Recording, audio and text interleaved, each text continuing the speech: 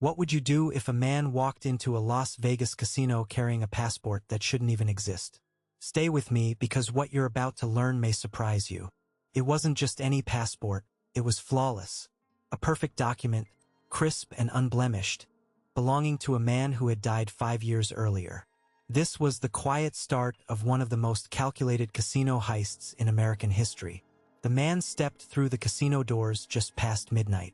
The air inside was thick with the hum of slot machines and the clatter of chips, but he moved with a calm certainty, as if the noise didn't touch him. His posture was straight, shoulders squared, and his gaze steady. He looked like any other tourist drawn by the neon glow and the promise of luck. There was no rush, no nervous glance over his shoulder, only an unshakable coolness. He approached the check-in desk, a sleek counter manned by an attentive clerk.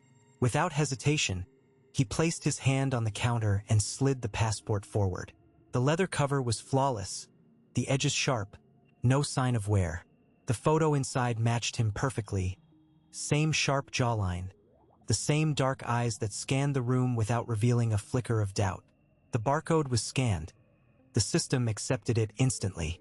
The passport carried multiple stamps from previous travels, all legitimate-looking, all adding to the illusion. The clerk smiled politely, didn't ask for a second form of ID or question his story. Security cameras captured every moment, but nothing triggered alarms. No one looked twice. It was as if he was invisible. The man collected his key card, nodded a brief thanks, and disappeared into the labyrinth of luxury suites and flashing lights. Later, investigators would trace that passport back to a man buried in Arizona years before. But in that moment, inside that casino, the criminal's presence was nothing more than a shadow slipping through cracks in the system, an identity forged in silence. The calm confidence with which he crossed the threshold would be the last thing anyone inside that building remembered before $3 million vanished without a trace. This was no ordinary tourist. This was a ghost in the machine. Now, let's move forward and unravel how he turned that flawless passport into a ticket for the perfect crime. Before we dive deeper, take a moment to settle in. What you're about to hear isn't just another story about a heist. It's a journey through shadows where every detail matters. Staying with me until the end will reveal twists and subtle clues that, piece by piece, unlock the full picture. Trust me, the layers unfold in ways you won't want to miss. And by the time we reach the conclusion, you'll see just how meticulously everything was planned. So, keep your eyes open and your mind sharp, because this is where the real story begins to take shape. The dead man's passport slid smoothly across the scanner's glass surface, a quiet beep confirming acceptance. The machine, a state-of-the-art optical reader integrated with RFID chip verification, worked without hesitation. Its screen flashed green, displaying a perfect match. Holographic seals shimmered under the LED lights. The embedded microchip responded instantly to the reader's signal, and the barcode on the back scanned flawlessly. The system was designed to catch even the slightest discrepancy. Counterfeit edges, tampered lamination, or outdated biometric templates. But here, every security element aligned perfectly. Behind the counter, the casino's front desk clerk, a veteran employee with over a decade of experience, barely glanced up. Routine was routine, even when a new face arrived at peak hours. The guest registration system was linked directly to the passport scanner. Once the document passed, the software auto-filled the database, pulling up the man's profile within seconds. Name, date of birth, address, even recent travel history, all matched the scan data embedded in the chip. The system flagged no alerts. The employee's finger hovered over the keyboard, then hit enter with practiced ease, granting access to the gambling floor. The entire process, designed to be both secure and swift, was the casino's first line of defense against identity fraud and potential criminal activity. Surveillance cameras recorded the exchange, but nothing seemed amiss. The man passed through the velvet ropes, blending effortlessly into the crowd. It wasn't until hours later, when the casino's internal security team cross-checked guest activity with law enforcement databases, that the alarm bells started ringing. A red flag popped up in the system. The identity linked to the passport was flagged as deceased. The name matched a man buried in a small cemetery in Arizona, a fact pulled from the National Crime Information Center's database, which the casino system synced nightly. Detectives from the local police department, already involved due to the suspicious circumstances surrounding the man's presence, were called in. They sat in a sterile evidence room, surrounded by digital monitors and stacks of files, the dead man's passport lying on the table between them. The lead investigator tapped furiously on a keyboard, pulling up the grave file from the Arizona County morgue. The file was clear. The man had been declared dead over 2 years ago. Medical records confirmed cause of death, a heart attack, sudden and unambiguous, and fingerprint records on file matched those taken at the time of death. Yet here was a passport freshly scanned, bearing the same identity. The contradiction was impossible. They requested the prints from the casino's biometric system. The fingerprint scanner embedded at the entrance had recorded the man's prints when he checked in. When the prints were analyzed against the Arizona records, a second shock hit the team. They didn't match. The man who walked into the casino was not the man buried in Arizona. Murmurs filled the room. Frustration bubbled beneath the surface of professionals trained to expect the unexpected. How had the passport, complete with holograms, embedded chips, and tamper-proof barcodes, passed every security layer? How had the biometric system failed to raise an alert? And most crucially, how had a man using a dead man's identity moved through the casino unnoticed? The lead investigator rubbed his temples. This isn't just a failure of security protocols. This is a breach at the core. Someone went to extraordinary lengths to replicate an identity so meticulously that it fooled every checkpoint. A forensic analyst leaned forward, pulling up enhanced scans of the passport's embedded chip. The chip's data is genuine, digitally signed by the issuing authority's cryptographic key. If it's a forgery, it's the most sophisticated we've seen, possibly involving a compromised issuing system. Outside the sterile room, casino employees whispered among themselves. The night shift supervisor had noticed the man's calm demeanor, his eyes scanning the room with practiced ease, but no one suspected the shadow he carried. The employee who had processed the passport admitted later, it looked perfect, like someone who knew exactly what they were doing. Back in the investigation room, the team's disbelief hardened into resolve. They were dealing with an identity theft that wasn't just fraud. It was a carefully orchestrated mimicry designed to erase the line between life and death. And somewhere in the shadows of the casino's glittering facade, the man with the dead man's passport was still out there, moving freely, leaving behind a trail of questions and a chilling silence where certainty once stood. He entered through the main doors just after noon, blending seamlessly with the steady influx of midday visitors. His steps were unhurried, the shuffle of his sneakers against the polished floor barely audible amid the distant clatter of chips and murmurs of conversation.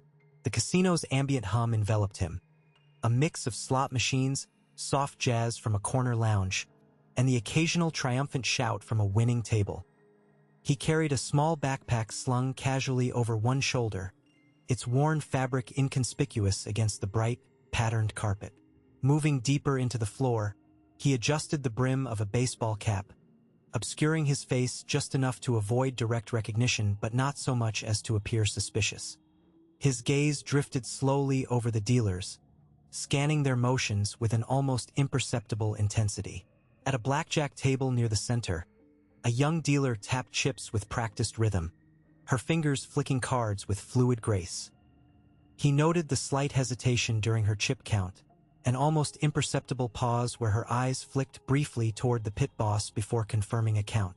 Nearby, a roulette croupier, older and steady-handed, maintained a steady pace but glanced frequently toward the security monitors mounted behind the bar.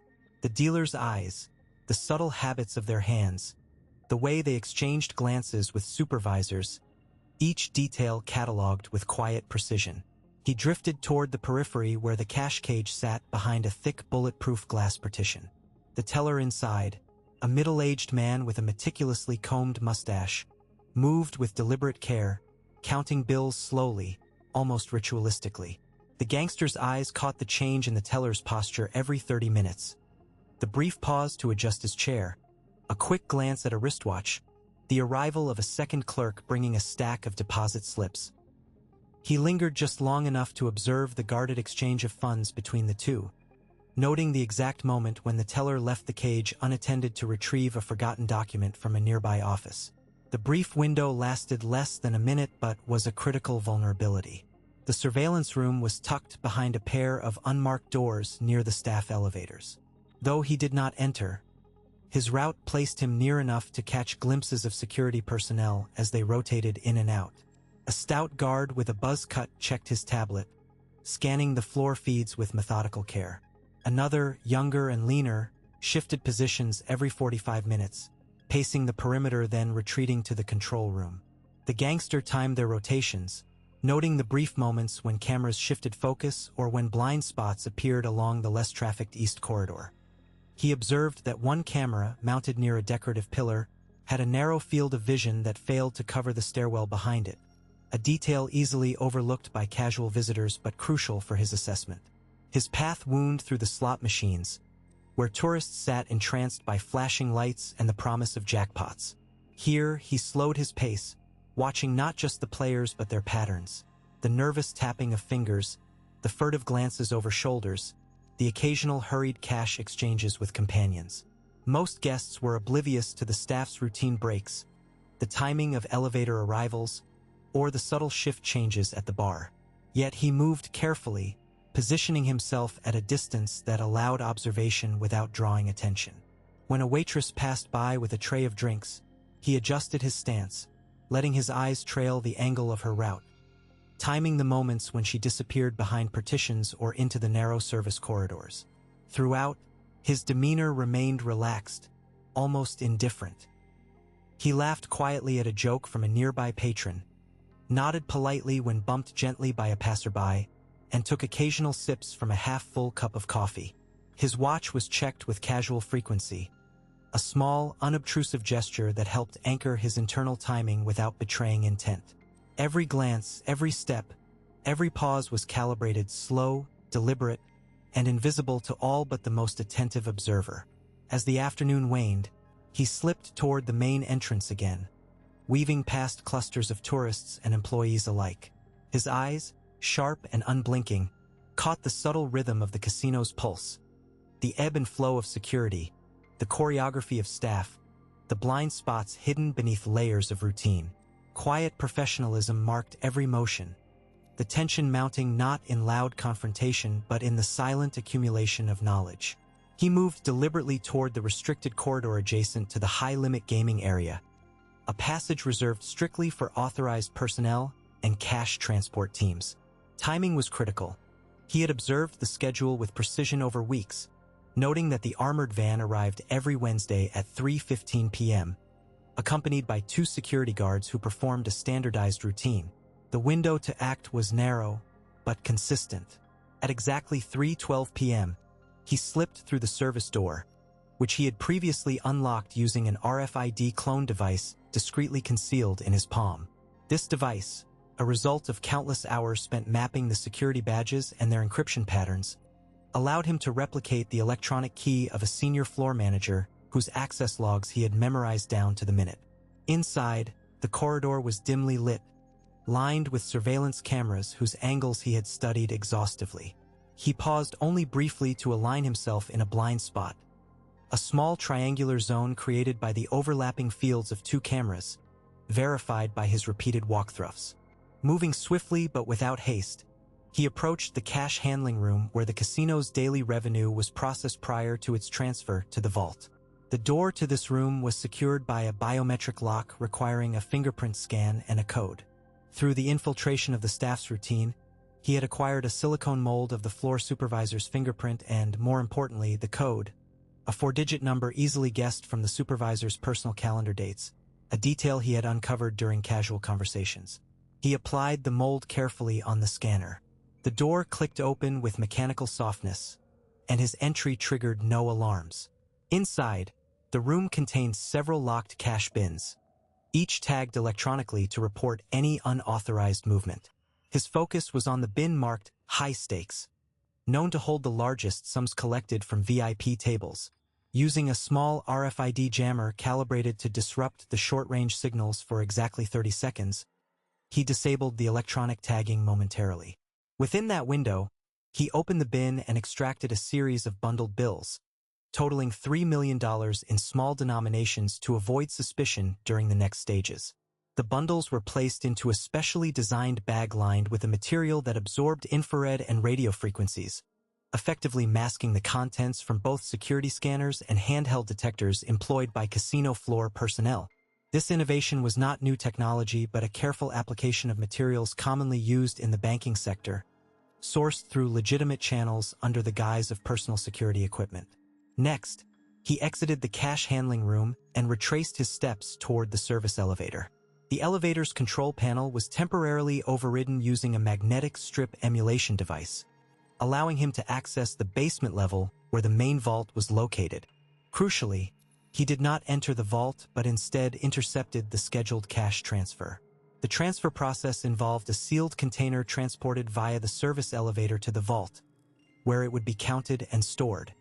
He positioned himself near the elevator doors just before the scheduled arrival of the container, concealed within the shadows of a maintenance alcove. As the container arrived, he slipped the bag of cash inside, carefully resealing the container using materials identical to those employed by the casino's logistics team.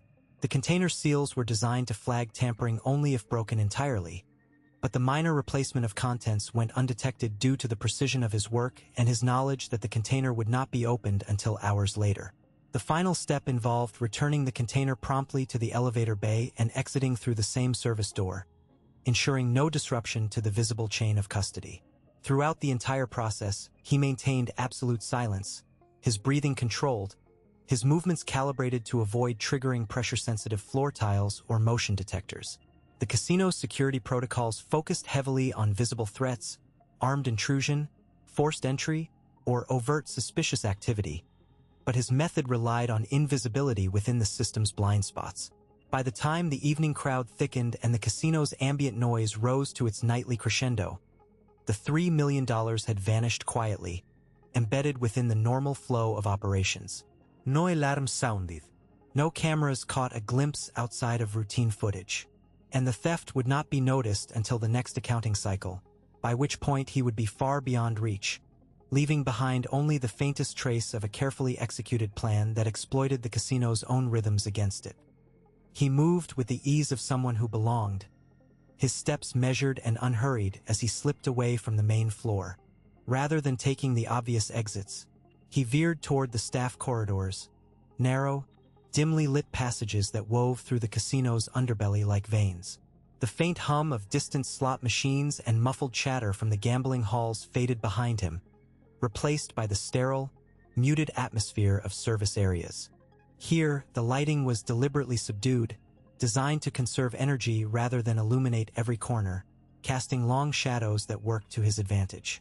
Passing by a janitor's closet, he deftly avoided the lone employee mopping the floor by timing his movements with the sound of the elevator bell on the next floor.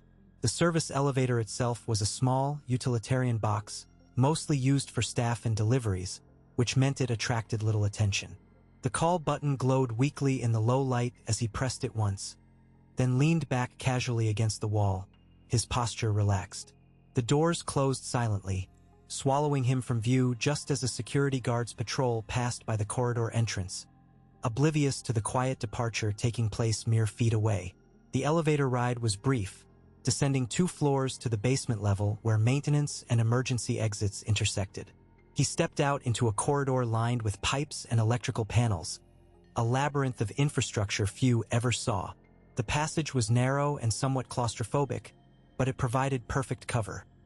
No cameras monitored this area routinely, given its restricted access. He moved smoothly, an almost ghost-like presence, pausing only momentarily to slip a small object into his pocket, a gesture so subtle it would have been missed even by a vigilant observer. At the end of the hall, an emergency exit door with a push bar awaited.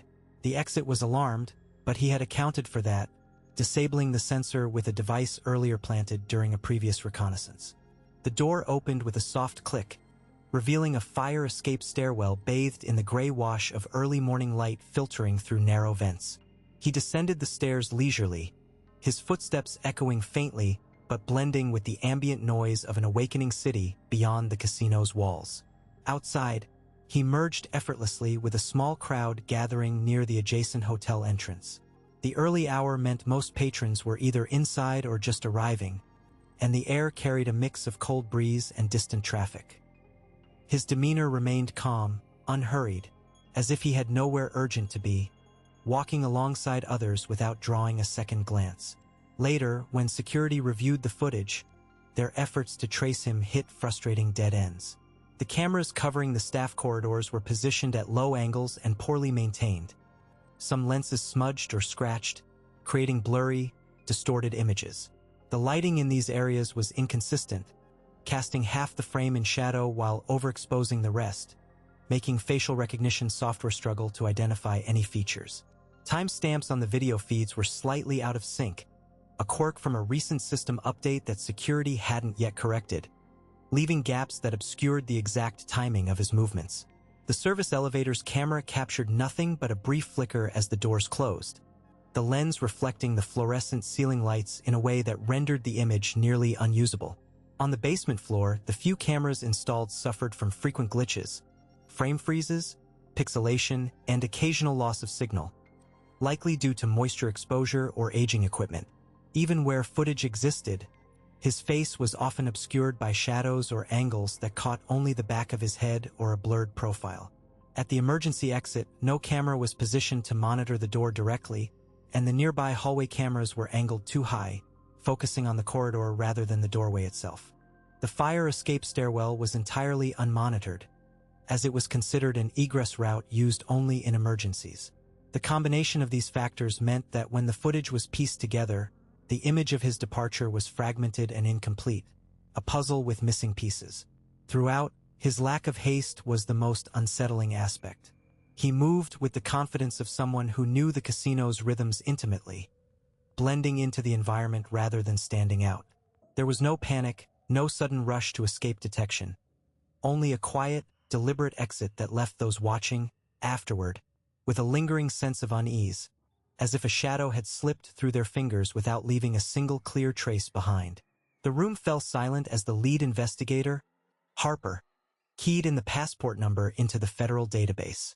The screen flickered, then spit out an alert: ID mismatch, possible deceased individual. Harper's fingers hesitated over the keyboard, a cold knot tightening in his stomach. This was no routine check. He called over Agent Kim, who leaned closer, eyes narrowing at the screen. Together, they initiated a deeper probe, cross-referencing the passport details with state records. The name on the passport, Michael Thornton, matched perfectly, down to the birth date and place. Yet the database flagged the individual as deceased, with a death certificate filed in Maricopa County, Arizona, dated 6 years prior. Harper's breath hitched. "Pull the death certificate," he ordered. The room, previously humming with quiet activity, grew tense as a junior analyst printed the document. The certificate was official, stamped and signed. Michael Thornton passed away in 2018, buried in the Evergreen Memorial Cemetery outside Phoenix. Harper's eyes scanned the text, disbelief creeping in. The report detailed the cause of death as a heart attack, sudden but well documented. Funeral home records, emailed by the Maricopa County Clerk's office within minutes, confirmed a closed casket service, attended by a small group of family members. There was even a note about the next of kin, Elizabeth Thornton, listed as the wife with a verified phone number and address. "What the hell?" murmured Kim, breaking the silence. "If this passport belongs to a man buried 6 years ago, then who the hell was at the casino?" Harper rubbed his temples. "We're looking at someone who's been using a ghost identity. Someone who knew exactly what they were doing." He gestured to the death certificate. "This isn't a random alias. It's a dead man's identity. Confirmed, closed, and untouchable, at least on paper." The room buzzed with a low murmur as agents exchanged glances. The initial shock gave way to a creeping panic. This wasn't just a case of identity theft. It was a meticulously crafted deception, designed to mislead every level of investigation. The man had chosen an identity that, by the time the crime was committed, belonged definitively to someone who couldn't possibly be involved because, officially, he was 6 feet under. Harper's phone rang. On the other end was a clerk from the Maricopa County Recorder's office, confirming that no amendments had been made to the death records since the certificate was filed. "We're certain this man is dead," she said firmly. "No discrepancies." No open cases or reports suggesting otherwise. The weight of that certainty crushed the room's atmosphere. Every investigative thread they'd pulled unraveled into an even more complex knot. If the criminal's identity was unchallengeable by conventional means, their every lead was compromised. It was a masterstroke of deception that twisted the case into new territory, one where the boundaries between life and death blurred into a dangerous shadow. Harper gathered the team. "Listen, this means the guy we're chasing isn't just smart. He's playing a game beyond our usual scope. We've got to verify the grave site, the funeral records, and track down this Elizabeth Thornton immediately." His voice was tight, controlled but edged with urgency. "If the family confirms the burial, and no foul play was suspected, then we're dealing with someone who assumed a dead man's life so completely that no one could question it." Minutes later, an agent returned from a quick call to the Evergreen Memorial Cemetery. "Confirmed.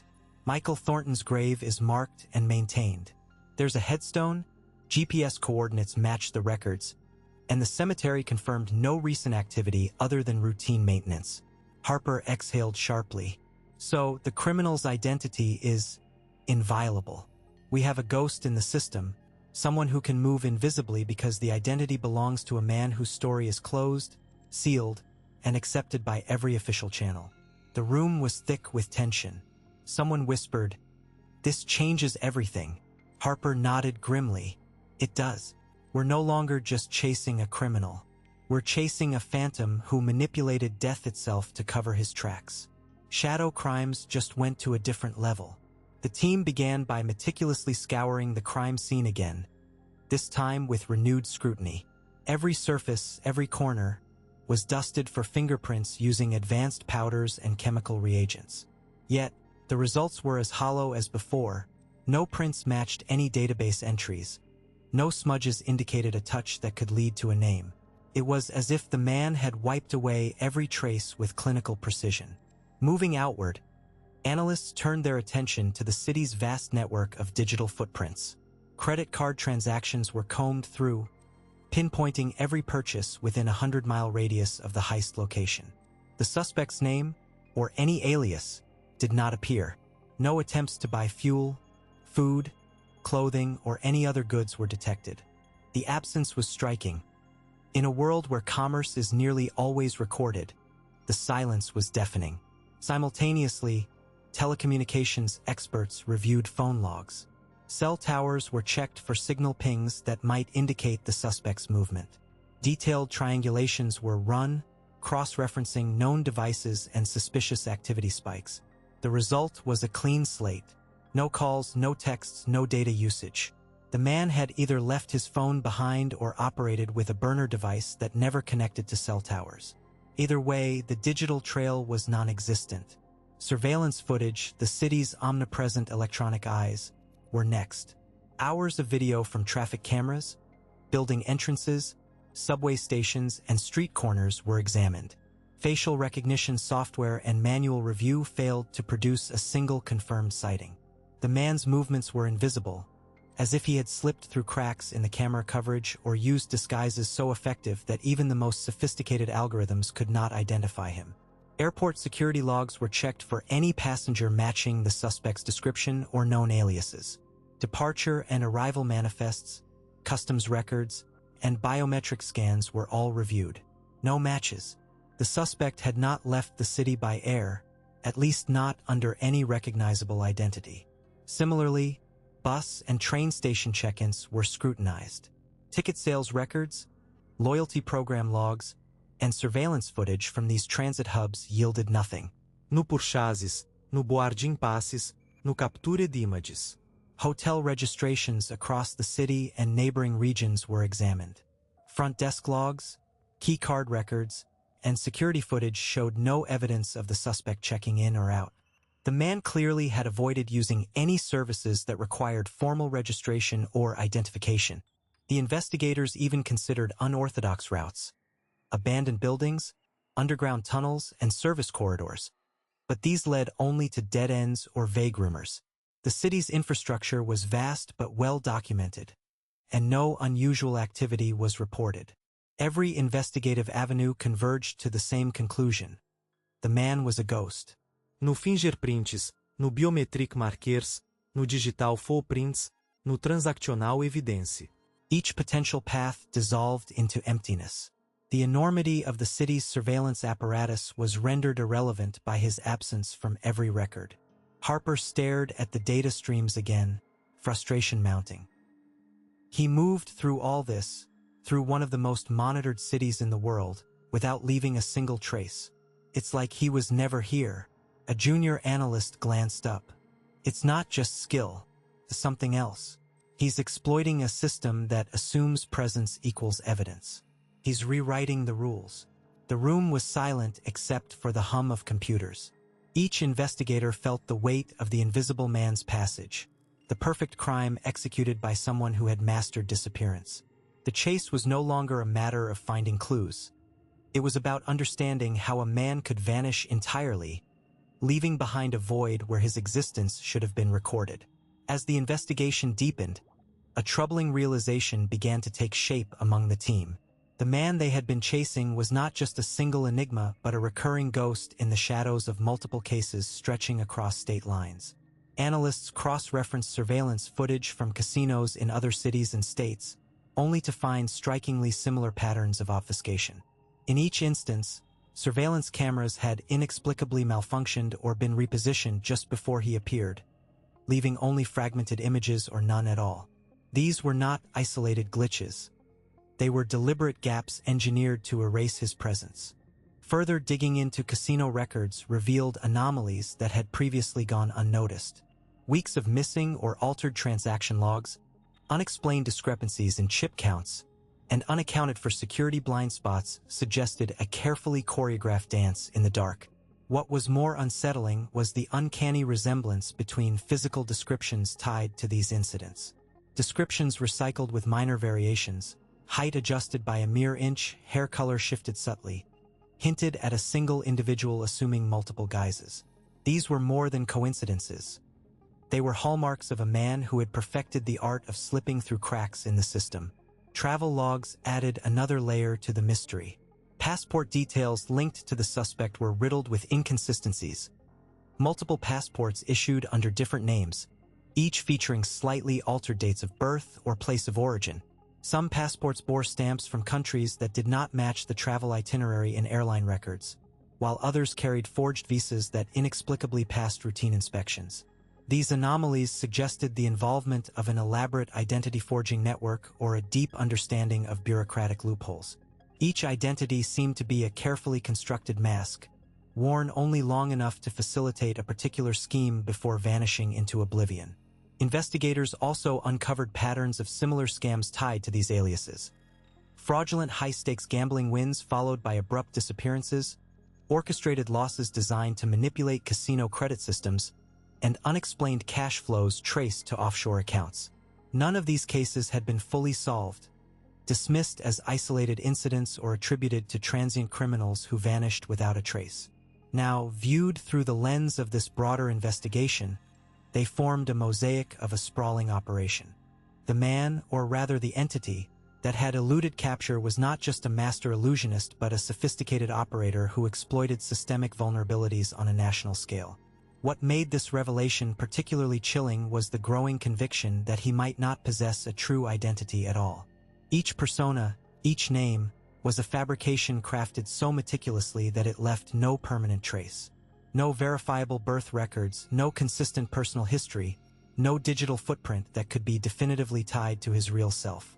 He existed as a shadow, a composite of stolen or invented elements, molded to fit the demands of each con. This absence of a core identity elevated the pursuit from a manhunt to a search for a phantom. The implications were staggering. This was no ordinary fugitive. This was a ghost who had rewritten the rules of disappearance. He was not merely avoiding detection. he was erasing the very notion of existence as it applied to him.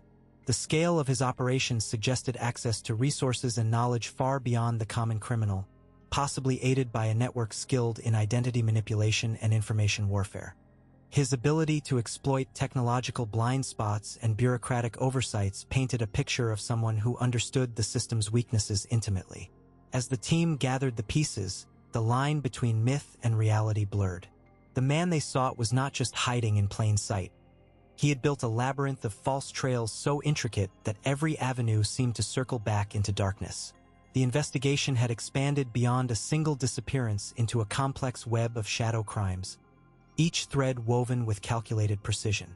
The question was no longer how he disappeared, but who or what he truly was beneath the masks.